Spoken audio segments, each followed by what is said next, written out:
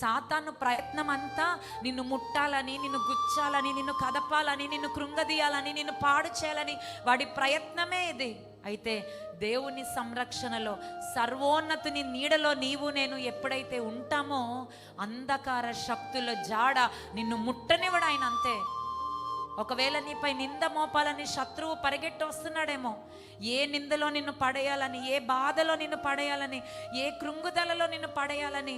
అన్నీ బాగున్నాయండి, ఇప్పుడే బ్రతుకు కొంచెం నిమ్మలంగా ఉంది అనుకునే లోపే ఇంత తుఫాను నా జీవితంలోకి వచ్చిందంటే నింద మోపు శత్రువు నీడ నిన్ను తాకనివ్వడు ఆయన. హల్లెలూయా. ఎందుకంటే నువ్వు ఆయన సొత్తు. నువ్వు కన్నీరు గారుస్తుంటే, నువ్వు కృంగిపోతుంటే చూసి ఆనందించే దేవుడు కాదు ఆయన. నీతో ఉన్నవాడు యుగ సమాప్తి వరకు నీతో ఉంటాడు ఆయన. హల్లెలూయా. ఆయన ఎన్నడూ విడువడు బిడ్డ.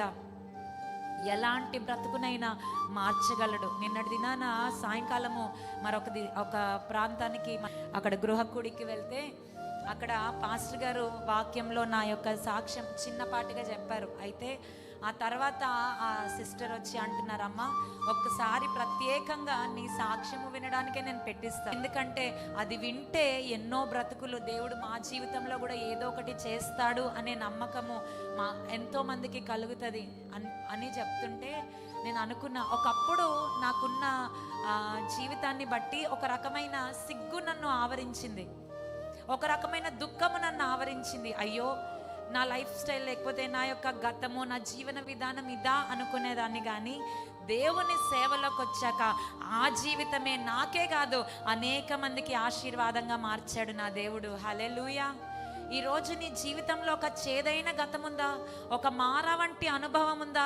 భయపడద్దు. ఆ మారా వంటి అనుభవాన్ని మధురముగా మార్చి ఆ మధురమైన జీవితాన్ని అనేక మందికి ఆశీర్వాదకరంగా చేయగలిగిన శక్తి కలిగిన సమర్థుడైన. హల్లెలూయా. ఆయనకు అసాధ్యమైనది ఏదీ లేదు.